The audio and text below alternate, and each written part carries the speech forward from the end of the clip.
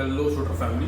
तो आज का वीडियो है डिवॉर्मिंग कब, क्यों और कितनी बार, और लास्ट पार्ट रहेगा कि कैसे। तो डिवॉर्मिंग कराने के लिए सबसे पहले तो आपके पास एक डॉग होना चाहिए। बाद में बोलना मत कि नीतीश बताया नहीं। और उसके बाद डिवॉर्मिंग की गोली। तो बेसिक जो 4 तरीके के वॉर्म होते हैं डॉग्स के अंदर जो कॉमनली पाए जाते हैं, tapeworm, hookworm, roundworm, और सबसे जो भयंकर होता है वो होता है हर्ट वॉर्म। तो बारी बारी से इन लोगों की कहानी समझते हैं। तो इस बार मैं शूटर को कौन सी मेडिसिन खिला रहा हूँ और कौन से वॉर्म के लिए, सबसे पहले वो डिस्कस कर लिया जाए। तो जो सबसे डेडली जो वॉर्म है चारों वॉर्म्स में से, वो है हर्ट वॉर्म। तो हर्ट वॉर्म सबसे ज़्यादा डेडली क्यों है और पता कैसे चलेगा, सिम्टम क्या है उसका कि मेरे डॉग को हर्ट वॉर्म ही हुआ है। तो सबसे जो पहला सिम्टम है वो ये है कि आपका जो डॉग है थोड़ा सा मेहनत करके थक जाएगा, फटीग हो जाएगा, तुरंत उसको फटीग हो जाएगा, सबसे पहला। दूसरा ये कि खाना कम कर देगा। और तीसरा ये कि जब भी दौड़ एक्सरसाइज करके दौड़ के आएगा तो उसके बाद उसको खांसी होगी पानी पीते टाइम या फिर कुछ देर बाद या आगे पीछे, लेकिन दौड़ के आने के बाद, क्योंकि जब दौड़ के आएगा वो, तो जो हर्ट वॉर्म होते हैं वो माइग्रेट करते रहते हैं लंग्स से लेके, दिल से लेके लंग्स तक। जो हार्ट से जो राइट साइड की जो पल्मोनरीज आर्टरीज रहती हैं वहाँ से वो निकल के लंग्स में जाते हैं, लंग्स से फिर पूरे बॉडी में कहीं पे भी जा सकते हैं। तो ये आते कहाँ से हैं? तो जो इन्फेक्टेड मॉस्किटोज़ होती हैं, फीमेल मॉस्किटोज़, उनके बाइट करने से। बहुत बार ध्यान दिया होगा कि मच्छर को, डॉग को, आपके डॉग को मॉस्किटोज़ ने नोज़ पे काटा हुआ है, ध्यान से देखना, कभी कभी फूला रहता है, वो हो गया। फिर जो जो डॉग्स जिनके बाल छोटे होते हैं, शॉर्ट कोट वाले, उनका तो फिर कहीं पे भी हो सकता है काम। फिर खाना खाना कम कर देंगे, वेट लॉस हो जाएगा।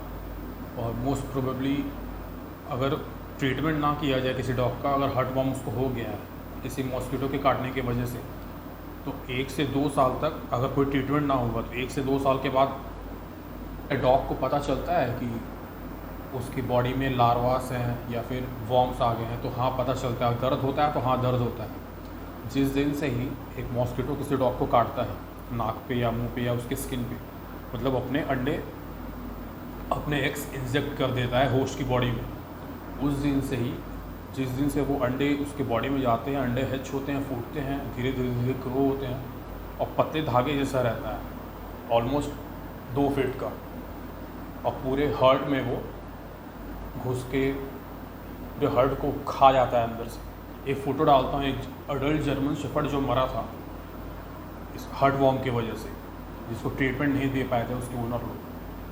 तो सेकंड है टैप वॉर्म। तो टैप वॉर्म का क्या है हिसाब किताब है कि ज़्यादा डेडली नहीं होते हैं ये, और चपटे रहते हैं एकदम चावल के दाने जैसे, और इंटेस्टाइन में होते हैं, और इनका साइज़ 2 फीट तक हो सकता है, ऑलमोस्ट इतना बड़ा। पेट में चिपके रहते हैं डॉग्स के, और ये जो डॉग खाना खाता है उसका न्यूट्रिशन ये खुद एब्जॉर्ब करते रहते हैं। तो इसकी वजह से, टैप वॉर्म की वजह से भी जो हेल्थ है वो डाउन हो जाती है। और कभी कभी देखोगे आप, आँख से वाइट कीचड़ आता रहेगा डॉग, तो दूसरा सिम्टम ये हो गया। तो अब जानेंगे कैसे कि टैप वॉर्म हुआ है। तो जो पपीज़ होते हैं उनके पिछवाड़े से छोटा छोटा निकलता रहेगा कीड़ा, उसके वजह से। ये बड़ा कुत्ता है तो आपको बता ही दिया कि खाना नहीं खाएगा, वेट लॉस होगा उसका, और जब पॉटी करेगा तो वाइट चावल के दाने जैसे वो रहते हैं, टैप वॉर्म। तो ये उनकी बॉडीज़ में आते कहाँ से? तो मेजर जो होता है, जो फ्ली होती है, किल्ली, जो चपटी से उसको दबा के फोड़ देते, उसके थ्रू आता है। तो होता क्या है कि जो डॉग अगर पहले से इन्फेक्टेड है टैप वॉर्म से, वो अगर पॉटी करने गया, तो पॉटी की जो फ्लीज होती हैं वो तो चूहों में, घास में कहीं ना कहीं घूमती रहती हैं, पक्षियों में, तो वो जाके खा लेंगी टैप वॉर्म को। फ्लीज जब खा लेंगी तो टैप वॉर्म का अंडा उसके अंदर आ जाएगा, और जैसा कि उसके अंदर इंजेक्ट कर गया है टैप वॉर्म का अंडा, अब आपका डॉग गया घूमने और वो कूद के आपके डॉग के ऊपर आ गया, तो फ्लीज जो होती हैं वो बहुत तेज़ इचिंग करती हैं, तो डॉग को देखा कि काटता रहेगा अपनी बॉडी में कहीं किसी ना किसी पार्ट में। तो अगर काट रहा है तो समझ जाना चाहिए कि उसके अंदर फ्लीज आ गई है, और जब वो काटेगा तो उसके थ्रू, मुंह के थ्रू इंजेक्ट कर लेगा, और वही फ्लीज जब पेट में जाएंगी तो जो टैप वॉर्म के जो अंडे हैं वो डेवलप कर जाएंगे, और फिर टैप वॉर्म का प्रॉब्लम आपको डॉग को हो जाएगा, लेकिन उतना ज़्यादा डेडली नहीं है टैप वॉर्म। तीसरा हो गया अपना राउंड वॉर्म। तो राउंड वॉर्म जो होता है वो पपीज़ में यूजुअली उसकी मदर से ही आ जाता है, जैसे मदर के दूध के थ्रू, मिल्क के थ्रू।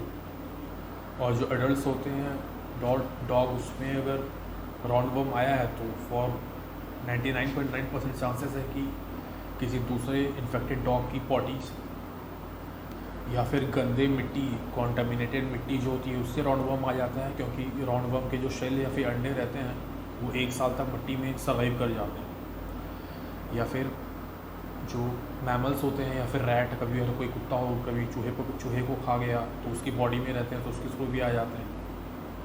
तो ये भी डेडली होते हैं, और राउंड वॉर्म जो होते हैं वो भी ख़तरनाक होते हैं अगर टाइम से ट्रीट ना किए जाएँ। तो पपीज़ में क्या होता है कि रिस्पिरेटरी प्रॉब्लम आ जाती है पपीज़ में, अगर बहुत ज़्यादा दिन तक अगर रह गया, ट्रीट ना किया गया हो। अब बड़े डॉग में ये रहता है कि अगर कभी इन केस कभी अगर डॉग को हल्की सी चोट लगी और टाइम से आप अगर डिवॉर्मिंग नहीं की उसकी, तो तुरंत छोटे कीड़े लगने लगेंगे। तो उस चीज़ का ट्रीटमेंट करने के लिए सबसे पहले तो आप उसको डिवॉर्मिंग करो, मस्त I+ ला के 2 खिला दो, मस्त हो जाएगा कुत्ता एकदम। आपको एक बीटाडिन के एक बूंद भी गिराने का ज़रूरत नहीं है उसको। रही बात डिवॉर्मर की या फिर मेडिसिन की, डिवॉर्मिंग के, तो सबसे इम्पॉर्टेंट अगर कोई दवाई मेरे को लगी आज तक तो वो है I+ के बाद फिर मैं ईज़ीपेट यूज़ किया, तो ईज़ीपेट में तो मज़ा नहीं आया, क्योंकि ईज़ीपेट यूज़ करने के बाद ही फिर मेरे को ये थोड़े कम इंटरवल में ही, मतलब 3.5 महीने में ही फिर इसको खिलाना पड़ रहा है। तो I+ तो बहुत अच्छी है, बस ये कि बॉर्डर कोली को आप नहीं दे सकते हो, बाकी किसी भी ब्रीड में चलेगा वो। उसका भी डोज वही है 10 kg पे 1 गोली। और अभी जो मैंने दी है, आज जो मैंने शूटर को दी है मेडिसिन, इसका नाम है कीवूफ प्लस, KIWOF, कीवूफ प्लस। तो इस मेडिसिन का सबसे मतलब बेस्ट क्या है कि थोड़ी सी महंगी तो है, वैसे I+ से ज़्यादा महंगी नहीं है, लेकिन तो भी महंगी है, लोग उतनी ज़्यादा महंगी ले नहीं पाते हैं। कि I+ में हो गया या फिर ईज़ीपेट में होगा कि आपको खाने के खाली पेट खिलाना पड़ता है, या तो पहले खाना खिला दो, रात में खाना खिला दी तो फिर सुबेरे एकदम उठो उसको दे दो, या फिर सुबेरे खाना खिलाया फिर शाम में हल्का सा खिलाया, फिर कुछ भी नहीं खिलाया रात में, फिर रात में खिला दो खाली पेट रख, बहुत ज़्यादा अच्छा असर करेगा। लेकिन इसका क्या है कि एनी टाइम कभी भी दे सकते हो, तो इस बार ये ट्राई कर रहा हूँ। हाँ, तो ये लास्ट पार्ट है वीडियो का जो सबसे पहले शूट हो रहा है। अभी रात में ऑलमोस्ट 11 बजे, थोड़े इधर आए कब, तो ऑलमोस्ट रात के 11 बजे हैं, और ये फाइनल लास्ट पार्ट कि एक अच्छे डॉग को कैसे डिवॉर्मिंग की गोली खा लेनी चाहिए अगर वो काटता नहीं है। तो अगर काटता है, इन केस अगर काटता है, तो पेडिग्री का जो ग्रेवी आता है उसमें ऑलमोस्ट बड़ा डॉग है तो 22 से 23 किलो, 25 किलो, 30 किलो, 2.5 से 3 गोली मिला के खिला देनी चाहिए। आजा बैठ जा। और इसको इवन मेरे डॉग को पता है, शूटर को पता है कि ये चीज़ बहुत मज़ेदार है, इसको खाने के बाद जीवन आसान हो जाता है। तो पहली गोली देखो, मैं आज तक इसका वेट तो किया नहीं हूँ शूटर का, तो 2.5 से 3 गोली ही खिलाता हूँ। वैसे है ही ज़्यादा था, लेकिन ज़्यादा डिवॉर्मिंग करनी नहीं चाहिए, ओवर नहीं करनी चाहिए डोसेस दवाई के, नहीं तो फिर मतलब स्टेक देखो स्टेक, 1 गोली गई, दूसरी गोली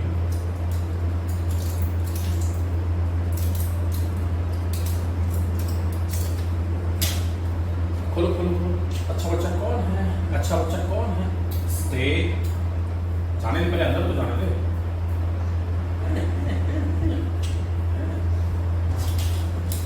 2 गोली और तीसरी गोली।